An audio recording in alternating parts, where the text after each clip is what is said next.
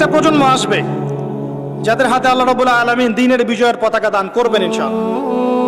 কত সালে কত বছর পর আমরা জানি না, কিন্তু এতটুকু জানি এটা হবে ইনশাআল্লাহ। যারা হবে, যাদের দ্বারা হবে, তারা কোশ্চিনকালেও এরকম রিয়া, অহংকার, হিংসা বিদ্বেষ, আইওয়াস, হারামখোর, দুনিয়ামুখিতা এ ধরনের সংস্কৃতিতে অভ্যস্ত হবে না ইনশাআল্লাহ। যাদের দ্বারা হবে দেখবেন তারা তাওহীদপন্থী হবে, সুন্নাহপন্থী হবে, হালাল খাবে, ওদের পারিবারিক আদর্শ ঠিক থাকবে, ওদের মাঝে ঐক্য থাকবে এবং নিজের জান মাল সময় শ্রম দিয়ে তারা আল্লাহর পথে কাজ করবে ইনশাআল্লাহ। দেখে নিয়েন তাদের দ্বারা ইসলামের বিজয় হবে ইনশাআল্লাহ। মাঝখান থেকে কি হলো? মাঝখান থেকে আমি, আপনি, আমাদেরকে আল্লাহ পাক একটা সময় দিয়েছিলেন 30 বছর, 40 বছর, 50 বছর, 60 বছর। এই সময়টুকুকে আমরা অপচয় করলাম, আর কিচ্ছু না। আর এই সময়ে একটা চান্স একবার চলে গেলে আর কখনো আসবে না। ইমাজিন, আপনি মনে করেন ইউ আর ডেড, আপনি মারা গেছেন, তারপর বুঝবেন যে আপনি মারা যাওয়ার পরেও উম্মার কিছুই যায় আসে নাই, এই মহাবিশ্বের কিচ্ছু যায় আসেনি, আপনি এসেছেন চলে গেছেন। যখন ছিলাম পৃথিবীতে তখন আমি আমার উপর অর্পিত দায়িত্ব কতটুকু পালন করেছি এর হিসাব আমাকে দিতে হবে পরকালে কিয়ামতের মাঠে। আল্লাহ পাক আমাদের কথাগুলোর গভীরতা বোঝার তৌফিক দান করুন।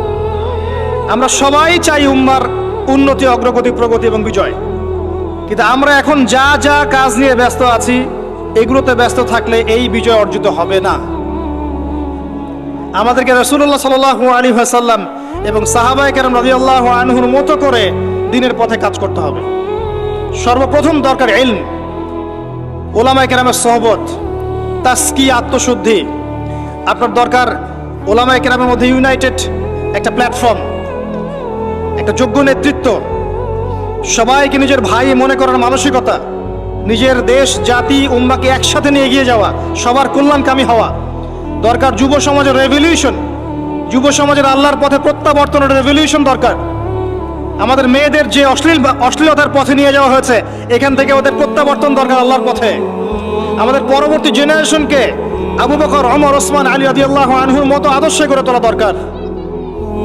অনেক কাজ বাকি আছে, অনেক কাজ বাকি আছে, কাজের বহু বাকি আছে, পথ এখনো যোজন যোজন দূর।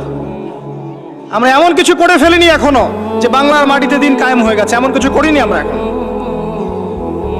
আর আমরা এভাবে হেলায় খেলায় যদি সবকিছু পার করতে থাকি, এখন যা আছে 10 বছর পর সেটাও থাকবে না। দেখে নিয়েন এখন যা আছে এভাবে যদি চলতে থাকি আমরা, আগামী 10 বছর এটাও থাকবে না। তখন আফসোস করতে হবে আগের 10 বছরই মনে হয় ভালো ছিল। হ্যাঁ, বিগত 10, 20, 30, 40, 50 থেকে যদি এভাবে কাজ করতে পারতাম হয়তো আজকে আমাকে অবস্থা দেখতে হতো না। কথাগুলো অনেকের মনোপুত হবে না আমি জানি, কিন্তু যাদের মনোপুত হবে না তাদের নিয়ে আমার মোটেও মাথা ব্যথা নাই। যেটা আপনাকে সত্য বলে মনে হচ্ছে এবং আল্লাহ আপনার কলবের মধ্যে ইনস্টল করেছেন, কোরআন সুন্নাহর মানদণ্ডে এটা সত্য, এই সত্য বলা সৎ সাহস আপনার থাকা উচিত। তার পক্ষে একজন মানুষ থাক আর 1 লাখ মানুষই থাক, যদি এমন কোনো কথা সত্য হয় যেটা কেউ বলেনি আগে, আপনার সাহস করা উচিত সেটা বলার জন্য। আজকে থেকে 6 বছর আগে বলেছিলাম যে পেপার মানি থাকবে না, বলেছিলাম। আগামী 10 বছরের মধ্যে দেখবেন ইনশাআল্লাহ তাআলা, ওয়াল্লাহু আ'লাম বছর কত, আগামী সময়গুলোতে দেখবেন পেপার মানি বলে কিচ্ছু থাকবে না, ডিজিট দিবেন, খালি ডিজিট। তার চেয়ে ডেঞ্জারাস বিষয় হচ্ছে এই ক্রিপ্টোকারেন্সির উপরে গভর্নমেন্টের কোনো নিয়ন্ত্রণ থাকবে না। ক্রিপ্টোকারেন্সির উপরে গভর্নমেন্টের কোনো নিয়ন্ত্রণ থাকে না, এটা আরো ডেঞ্জারাস। এতে করে একটা জাতির সম্পদ লুটে নেওয়া সহজ হয়।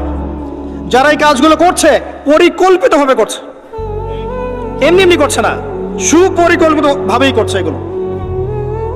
অতএব যেটা বর্তমান, সেই বর্তমান সম্পর্কে যদি আপনি সচেতন না হন, আপনার কাছে মনে হবে যেটা ভবিষ্যৎ বক্তা মনে হয়, অথচ এটা ভবিষ্যৎ ছিল না, এটা বর্তমানই ছিল। আপনি বর্তমান সম্পর্কে গাফেল ছিলেন বলেই বুঝতে পারেন নাই। আর এখনো যেটা বললাম এটা বর্তমান, এটা ভবিষ্যৎ নয়। বর্তমান সম্পর্কে গাফেল থাকলে আপনি বুঝতে পারবেন না। লাহুম কুলুবুন লা ইয়াফকাহুনা বিহা ওয়া লাহুম আযানুন লা ইয়াসমাউনা বিহা ওয়া লাহুম আ'য়ুনুন লা ইউবসিরুনা বিহা উলাইকা কাল আনআম বাল হুম আদাল ওয়া উলাইকা হুমুল গাফিলুন। আজকের বক্তব্যের টপিক এটা ছিল না যে আমি আলোচনা করলাম, আমি অন্য কিছু চিন্তা করেছিলাম, কিন্তু আমি আশা করি এই কথাগুলো আপনাদের কাজে দিবে, এই কথাগুলো মানুষের কাছে ছড়িয়ে যাবে ইনশাআল্লাহ।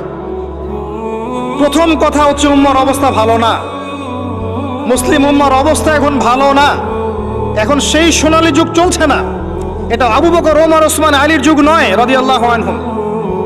এটা উসমানীয় খেলাফত নয়, উমাইয়া আব্বাসীয় ফাতেমি খেলাফত নয়, এটা মিশরের মামলুক শাসন নয়, কর্ডোবার ইসলামিক খেলাফত নয়, এটা তো অটোমান এম্পায়ারদের মতো সময়ও নয় যখন অ্যাটলিস্ট একটা শেল ছিল। এতিম অবস্থায় আছি আমরা। সারা ওয়ার্ল্ড ওয়াইড তাকান, দেখবেন মুসলিমদের স্বতন্ত্র কোনো খেলাফা স্টেট নাই, আছে? পুরো মুসলিম উম্মার দিকে তাকান, যেদিকে তাকাবেন সেদিকে মুসলিমরা মার খাচ্ছে দেখবেন। যে কোনো কান্ট্রি বেছে নেন দেখবেন মার খাচ্ছে। পুরো উম্মার দিকে তাকান, মুসলিমরা আছে সবচেয়ে বড় সুদখোর। মুসলিমরা সুদ খাচ্ছে। মুসলিম উম্মার যুবকরা আজকে নাস্তিক হয়ে যাচ্ছে। জেনারেল লাইনে পড়া ম্যাক্সিমাম যুবক কোরআন তেলাওয়াত করতে পারে না। ম্যাক্সিমাম মেয়ের আজকে বেপর্দায় চলছে। ম্যাক্সিমাম আলেমদের মধ্যে আপনি দেখবেন বিভক্তি। উম্মা সেই সোনালী যুগে আর নেই এখন। পলিটিক্যালি আপনার কাছে কোনো পাওয়ার নাই, ইকোনমিক কোনো সেকশন নাই, স্বতন্ত্র কোনো ইকোনমিক সিস্টেম নাই, কোনো মিডিয়া নাই আপনার স্বতন্ত্র, স্বতন্ত্র প্রযুক্তিও নাই, স্বতন্ত্র সামরিক বাহিনী নাই। এবং কয়টা মুসলিম কান্ট্রি আপনি পাবেন যাদের পারমাণবিক অস্ত্র আছে? ওভারঅল সারা বিশ্ব জুড়ে আমাদের অবস্থা ভালো না, এটাকে বুঝতে হবে আপনাকে। এরপরে আপনাকে চিন্তা করতে হবে কিভাবে কাজ করা যায় ব্যক্তিগত পর্যায়ে, as a nation, as a উম্মা, as a family, as a organisation কিভাবে আগানো যায়। কোনো ফিকির দেখি না আমি যুবকদের মধ্যে এখন। কয়টা যুবককে আপনি দেখবেন যারা ফিকির করছে? জেনারেল লাইনে পড়া কাদের মধ্যে ফিকির আছে? যখন আল্লাহ যাদেরকে দায়িত্ব দিয়েছেন তারা ফিকির করে না, আল্লাহ পাক অন্য কওমকে নিয়ে এসে ওদের জায়গায় বসায় দেন। ইস্তাবদিল কওমান গায়রাকুম সুম্মা লা ইয়াকুনু আমসালাকুম, আল্লাহ সূরা মুহাম্মাদের মধ্যে বলেছেন। ইন তানসুরুল্লাহ ইয়ানসুরুকুম, তোমরা আল্লাহকে সাহায্য করলে আল্লাহ সাহায্য করবেন। আমরা যদি আল্লাহর দিনকে সাহায্য না করি, দিন কি এমনি এমনি প্রতিষ্ঠা হবে নাকি? ইন্নাল্লাহা লা ইউগাইয়িরু মা বিকওমিন হাত্তা ইউগাইয়িরু মা বিআনফুসিহিম, যতক্ষণ আল্লাহ পাক ততক্ষণ কোনো জাতির অবস্থা পরিবর্তন করেন না যতক্ষণ ওই জাতি তার অবস্থা পরিবর্তনের চেষ্টা করে না। অবস্থা আপনার কাছে ব্যাখ্যা করলাম, উম্মার অবস্থা কি সারা ওয়ার্ল্ডে। এখন আপনি নিজে ব্যক্তিগতভাবে চিন্তা করেন কি করা যায়। অপশন আছে কয়েকটা আপনার সামনে। যেমন করে চলছেন ফিরছেন এভাবেই চলেন ফিরেন। একসময় হায়াত শেষ হবে, মারা যাবেন, শেষ। এই দুনিয়ার জীবনে ভোগ বিলাস, টাকা পয়সা, বাড়ি গাড়ি সব পাবেন, কোনো সমস্যা নাই। একসময় হায়াত শেষ হয়ে যাবে, আপনি ডেড, এবং আপনার নাম ইতিহাস থেকে মুছে যাবে। পৃথিবী থেকে এমনভাবে চলে যাবেন যেন পৃথিবীতে কখনো আসেনি নাই। অপশন বি, আপনি নিজে যতটুকু বোঝেন আমল করেন, পরিবারটাকে ইসলামিক আদর্শে গড়ে তোলেন, পরিবার ছাড়া আর কিছু পারেন না, পরিবার নিয়ে পড়ে থাকেন, কোনো সমস্যা নেই, এটা একটা খেদমত। অপশন সি, আল্লাহ পাক আপনাকে আরো বেশি কিছু দিয়েছেন, পলিটিক্যাল পাওয়ার, সোশ্যাল পাওয়ার, উম্মার মধ্যে আপনি আলেম হয়েছেন, আপনার কথা আরো 10, 20, 30 জন মানুষ শোনে, এই মানুষগুলোকে তো দিনের পথে আনতে হবে, এটাও দিনের খেদমত। সবচেয়ে সেরা অপশন হচ্ছে এটাই, নিজে আমল করা, পরিবারকে বাঁচানো, সমাজের মানুষকে সচেতন করা। আল্লাহ পাক যতটুকু সামর্থ্য দিয়েছেন এই সামর্থ্য দিয়ে দিনের খেদমত করতে চেষ্টা করা। ছোট ছোট খেদমত ইনশাআল্লাহ পরবর্তীতে বড় উপকার নিয়ে আসবে ইনশাআল্লাহ। আল্লাহ পাক আমাদেরকে দিনের জন্য কবুল করুন, আমিন। যাবতীয় লৌকিকতা ত্যাগ করার তৌফিক দান করুন।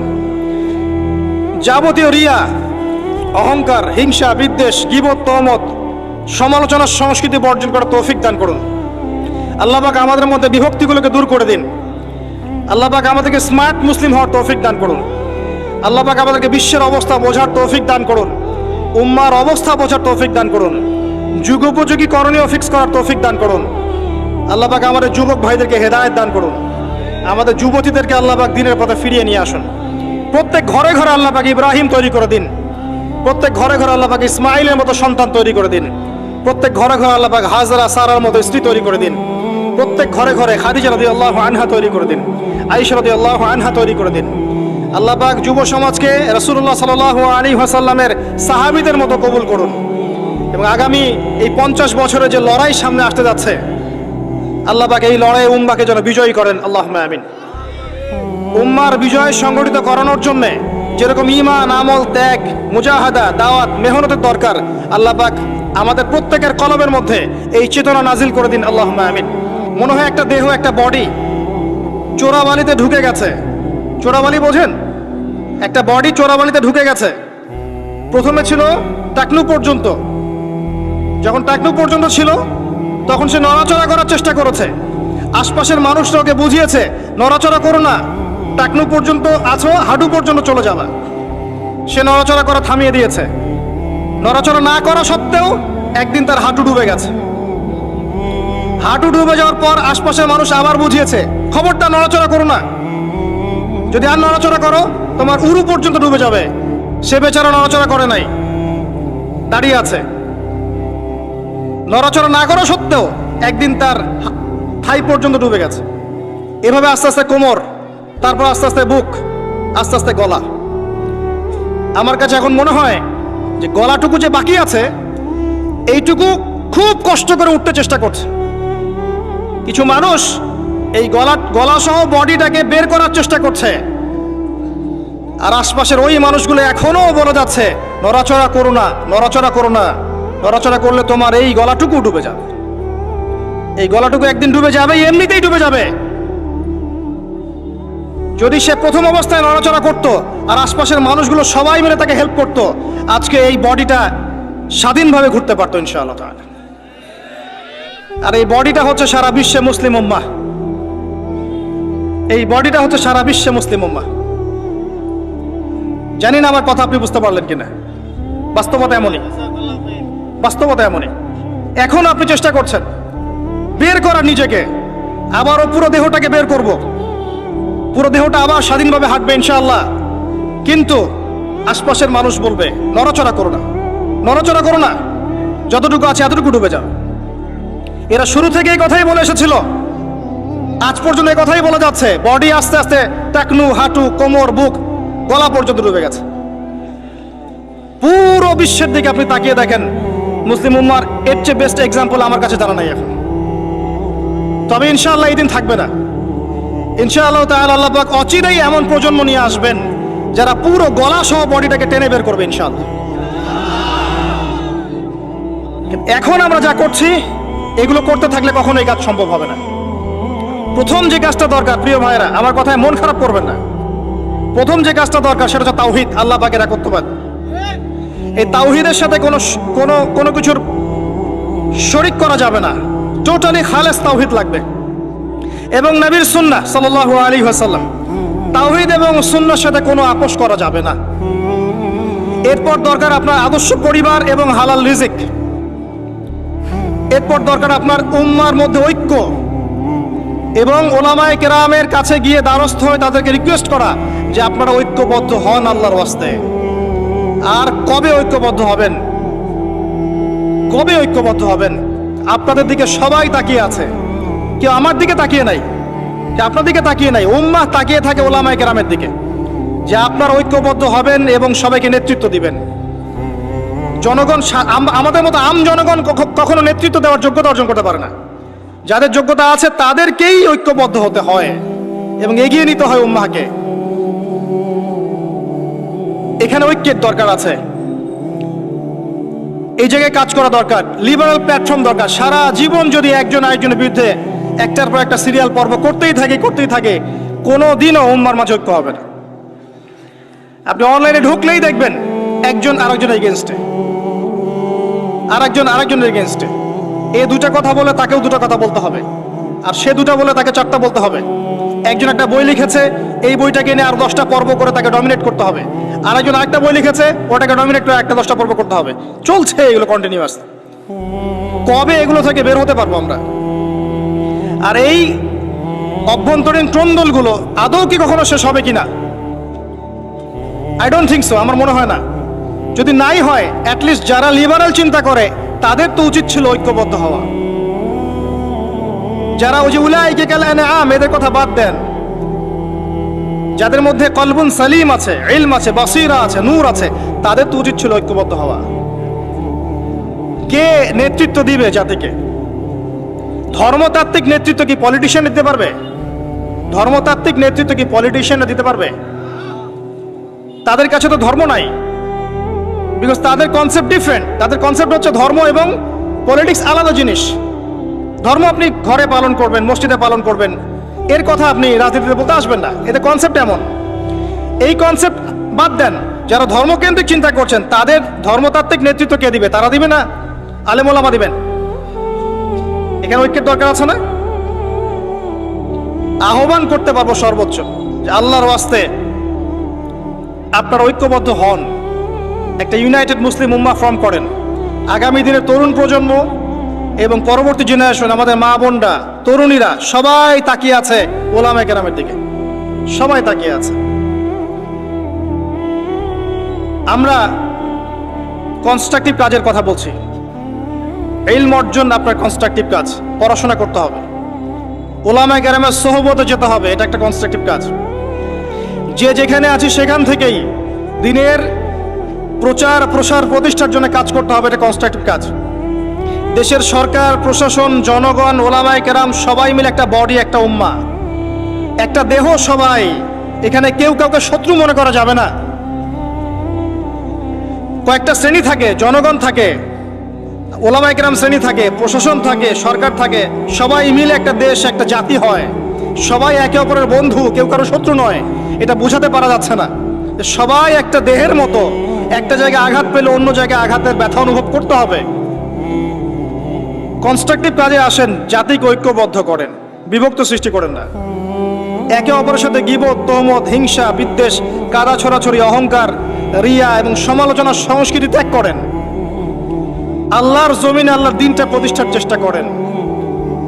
এই কথাগুলো আজ থেকে 10-20 বছর পরে গিয়ে আপনারা বুঝতে পারবেন ইনশাআল্লাহ। তো অপেক্ষা করতে থাকেন। সময় যেভাবে পরিবর্তন হচ্ছে, আজকে থেকে 10টা এবং 20টা বছর যেতে দেন, তারপর দেখবেন অবস্থা কেমন হয়। তবে আমরা এতটুকু বিশ্বাস করি,